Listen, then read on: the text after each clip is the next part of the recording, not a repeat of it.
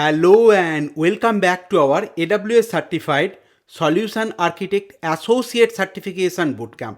Selecting optimal S3 storage class for your use case is an important aspect both for the certification and for your real life use cases. Or else you will end up paying hefty AWS usage charge. To help you understand the S3 concepts optimally without getting overwhelmed, we have made a bunch of smaller videos covering everything about S3 beyond the basic. In this module, we'll review different Amazon S3 storage class. We will compare all them side by side to understand data access speed, minimum storage requirements, and minimum object size requirements. We'll compare pricing for every storage classes available today. Before completing the video, we will help you to identify how these concepts relate to the certification exam. On behalf of the CloudExpert Solutions team, I would like to thank you for joining us and exploring this video. Let's get started. If you have any general purpose use case or if your application requires frequent data access, then you can use Amazon S3 Standard or simply S3 Standard storage class. If you have an unknown data access pattern, S3 Intelligent Tiering storage tier is the optimal choice for you. S3 Intelligent Tiering automatically monitors data access pattern for all stored objects and automatically moves object to a relatively low cost storage tier to save money for you. On the other hand, if you are looking for a very fast data access with single digit millisecond latency or high performance, you can opt for Amazon S3 Express One Zone. This is a newer storage tier and it's not part of AWS certification yet, but it will be included in the exam curriculum very soon. If your application data is accessed infrequently but you require a quick retrieval, then you can use S3 Standard IA or S3 Standard Infrequent Access. In S3 Standard Infrequent Access, your data will be copied across multiple availability zones. But if your data is reproducible and you can easily reproduce this data, on the same time you want to reduce the storage cost, then you can use Amazon S3 One Zone Infrequent Access, because in this storage tier it will copy the data only in one availability zone, and if that availability zone will go down, you will lose your data. That is why if your data is easily reproducible, then only you should use S3 One Zone Infrequent Access. The other storage tiers, that is for any archival purposes, and based on the access speed, there are different storage tiers. The first one is Amazon S3 Glacier Instant Retrieval. As the name suggests, if you want to archive your data, but if your use case can wait for some hours, up to 3 to 5 hours, then you can use S3 Glacier Flexible Retrieval. But if you have a long-term storage requirement, maybe for compliance or regulatory requirement, and if you don't want to access the data for more than 6 months, and whenever you need to access, you can wait for a couple of hours to days, then S3 Glacier Deep Archive is the option for you. Now let's compare all the storage tiers side by side. Here is a spectrum based on the access frequency. The left hand side is frequent versus the right hand side is archive. Now based on your data access pattern, I have arranged those S3 storage tiers, and we'll start from the left hand side, which is for very frequent access. First is S3 Standard. This is the default storage class which is designed for frequently accessed data. It provides high durability and it also provides low latency. That means you can access your data with millisecond latency. Data is copied to more than 3 availability zones, and it also comes with 99.99% availability SLA. The next storage tier is S3 Intelligent Tiering. S3 Intelligent Tiering is applicable if you have unknown data access pattern or if the data with changing access pattern. It also comes with millisecond access latency and you will have instant access to your data. There is no operational overhead. You do not have to monitor these objects, no lifecycle charges, no retrieval charges, and no minimum storage duration. However, S3 charges a small monthly monitoring and automation charges in this storage tier. The next storage tier is Amazon S3 Express One Zone.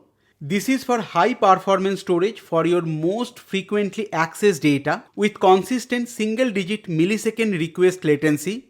You can retrieve your data up to 10 times faster than S3 standard. This storage tier comes with higher storage cost per GB of data because of this speed. This also has a data retrieval fee which is very low compared to other storage tier. It also comes with 11 nines durability within a single availability zone.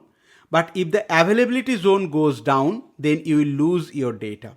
The next storage tier is S3 Standard IA or S3 Standard Infrequent Access. This is applicable if you have infrequently accessed data, but when you need the data, you need with millisecond access latency. Under S3 Standard I, data is copied to more than 3 availability zones. There is a retrieval fee per GB per month. Under this storage, you need a minimum storage duration of 30 days. If you delete, overwrite or move the object to a different storage tier before 30 days, then also you will be charged for the full 30 days. This storage has a minimum object size which is 128 KB. That means if your object size is lower than 128 KB, then also you will be charged for 128 KB of storage size. The next storage tier is S3 One Zone Infrequent IA. As the name suggests, the data is stored in a single availability zone, and if the availability zone is down, you will lose your data. That is why AWS recommend to use this storage tier if you have recreatable or less access data. It also comes with millisecond access latency. This storage tier also has a retrieval fee which is charged per GB per month. This storage tier also has a minimum storage duration of 30 days and the minimum object size is 128 KB for this storage tier as well. Next, we are going to review the archival tiers and we will start with Glacier Instant Retrieval. This is ideal for any archival data. However, if you need to access that archive data very fast, maybe in millisecond latency, then you can use Glacier Instant Retrieval. Under this tier, the data is copied to more than 3 availability zones. There is also a retrieval fee per GB and the minimum storage duration under this storage tier is 90 days and minimum object size is 128 KB. The next is Glacier Flexible Retrieval. Flexible Retrieval is again for archival data. Data is copied to more than 3 availability zones. Flexible retrieval comes with 3 different retrieval mode. First one is expedite. If you need to access the data between 1 to 5 minutes, then the standard between 3 to 5 hours, and then the bulk if you need to access them between 5 to 12 hours. Based on your data access pattern, you can use these 3 modes. Expedite, standard and bulk has different retrieval fee. Objects that you are going to archive to S3 Glacier Flexible Retrieval are charged for a minimum storage duration of 90 days. This storage tier also has a minimum object size of 128 KB. And finally, we have Glacier Deep Archive. Deep Archive is for long-term storage requirement. If you have any long-term storage requirement for compliance or regulatory purpose, you can use Glacier Deep Archive. There are 2 different access modes. With standard access mode, you can have access to your data within 12 hours. There is a bulk access mode. If you are using bulk mode, then you will get access to your objects within 48 hours. Data is copied to more than 3 availability zones. S3 Glacier Deep Archive also charges a retrieval fee per GB, and the data retrieval fee is based on the retrieval speed or based on the standard or bulk mode. Under this storage tier, the minimum storage duration is 180 days and the minimum object size is 40 kilobyte. There are two different ways to move objects between the storage tiers. Either you can manually move the objects between the storage classes, or you can configure lifecycle rules to automatically transition objects from one storage tier to another. In this slide, we have compiled a huge amount of details, and you have to remember this entire slide for the AWS certification exam. Specifically, you need to remember the name of the storage classes, their use cases, their minimum storage duration, retrieval speed, the lifecycle rule, and also the minimum object size. Now let's review the S3 lifecycle object transitions, or what are the allowed transitions between the storage classes. In this slide, we have listed all the available S3 storage classes. We'll start with S3 standard. From S3 standard, you can move object to S3 standard IA, intelligent tiering, S3 one zone IA, Glacier instant retrieval, Glacier flexible retrieval, and Glacier deep archive. However, if your object is in S3 standard IA, you will be able to move this object from S3 standard IA to intelligent tiering S3 one zone IA, Glacier instant retrieval, Glacier flexible retrieval, and deep archive. But from standard IA, you won't be able to automatically move the object to S3 standard.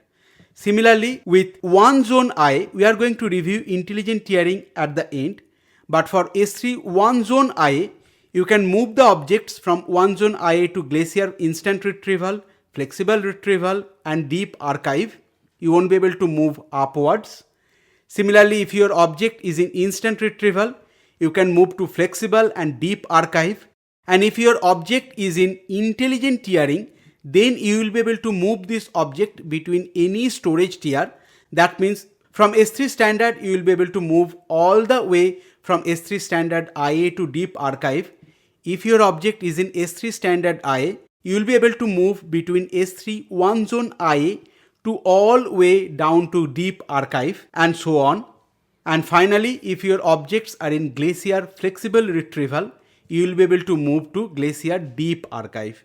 Using this lifecycle rule, you can automatically move objects between the storage tiers, and you can create this rule.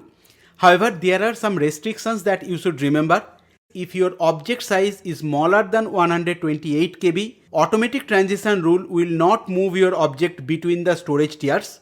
And this restriction has been added from September 2024. Before that, there was no such restriction on the object size. Before you transition object to S3 standard IA or S3 one zone IA, you must store them at least 30 days in Amazon S3. For example, you cannot create a lifecycle rule to transition objects to the S3 standard IA storage class or S3 one zone IA storage class just one day after you create that object in Amazon S3. We have already reviewed in our previous slide, certain storage classes have a minimum object storage duration. If you transition objects out of the storage classes before that minimum duration, you are still getting charged for the remainder of the duration. Please remember that. Now let's review the S3 pricing. S3 charges based on the amount of data you are going to store, and that storage charge is based on per GB per month. Then based on your retrieval, per GB of data you are going to retrieve per month. S3 also charges based on the request, that is per 1000 request. And finally, if you are transferring data out of Amazon S3, then S3 will charge for outbound data transfer. Here are the summary of charges for all the different S3 storage classes. I won't bore you with all the numbers, that is why I am not going to read those. For the AWS certification, you don't need to remember the exact values, but you do need to remember which storage tier charges more than the others. And also you need to remember which storage class charges a retrieval fee, which charges a data upload fee, and which charges a lifecycle transition fee. From this grid, you can clearly see the archive tier has the lower per GB storage charges. That's why it is the best choice for any long-term archiving use cases. Got questions or feedback? Drop them in the comment. We'd love to hear from you. Thanks for learning with us at CloudExpert Solutions. You are now one step closer to crashing your exam. See you in the next module.